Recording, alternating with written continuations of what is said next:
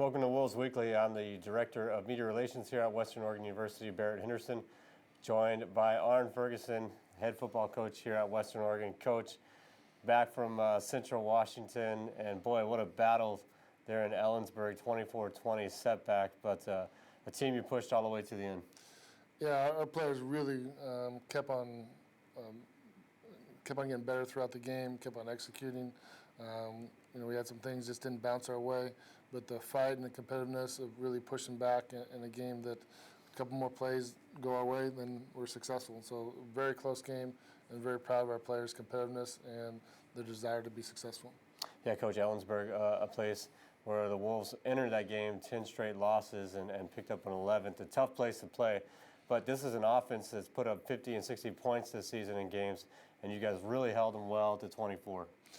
Yeah, and then also, we had some turnovers on offense. We're not running the football as well as we can.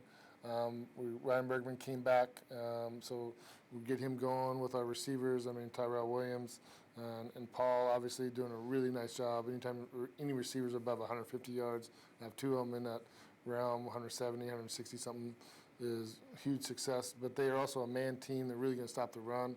And so sometimes the field position wasn't in our favor defensively, but our players really continue to battle and push forward on a very physical and fast game. Yeah, Coach, you talked a little bit about your quarterback, Ryan Bergman, throwing for 412 yards, his fifth career 400-yard passing game.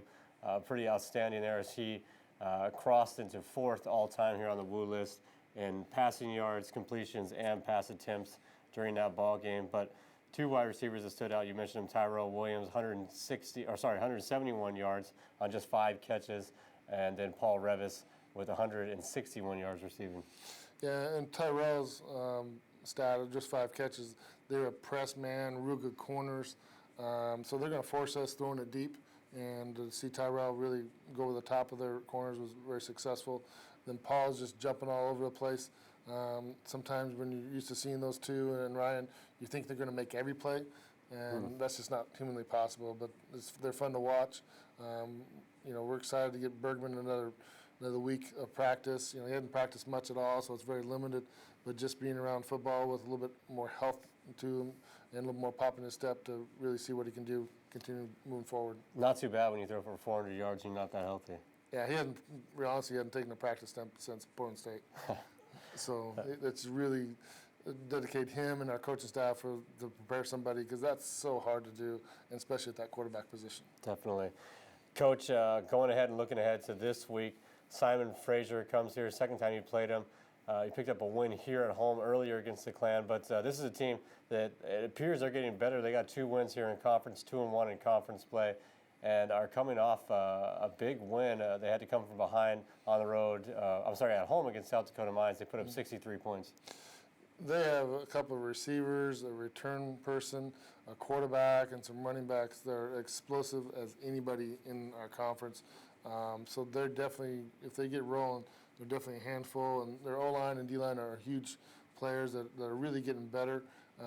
So we definitely have our hands full up there. It was a new system, a new transition. Now they're really starting to hit that second wind, and we need to also do the same. Yeah, 1 o'clock here on Saturday, homecoming. It'll be a 1:05 kickoff on KWVT and also here on wouTV.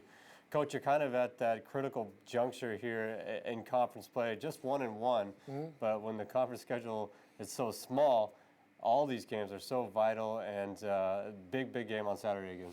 Yeah, in our conference, every game's an important game, obviously, but there's not really much that separates all teams. Obviously, Zuza's doing well, Humboldt's doing well, Central's in that, we split with them. But it's a battle week in, week out, and you got to have all your players ready to go. And we just need some more younger players step up. They're getting significant playing time and really like their progress. Just that next step of competitiveness that needs to rise. Well, Coach, homecoming week, that's always fun, a whole lot going on. Everyone come out and wear red on Saturday. Coach, what do you like the most here about homecoming as we wrap things up? Homecoming, a lot of our former alumni come back, and they'll be out tailgating and meeting all their friends. And then also a lot of our football players, their significant others associated with Western Oregon at some level, whether they played a sport here, went to school here, or know somebody's here. So to see that family atmosphere come back really is a staple for Western Oregon and what Western Oregon's all about. Well, Coach, I wish you the best of luck on Saturday. Go get that win, and we'll bring you in next week. Yep. And Bear, really appreciate all of your work that you've done for Western Oregon University, and we're sorry to see you go to a different place, but we're excited for your job opportunities, and really appreciate all the hard work. I appreciate that, Coach. Yeah, final Wolves Weekly for me this week, headed to Gonzaga University. But, Coach, it has been an absolute pleasure working with you and everyone here at Western Oregon. Well, thank you. That'll do it for this week.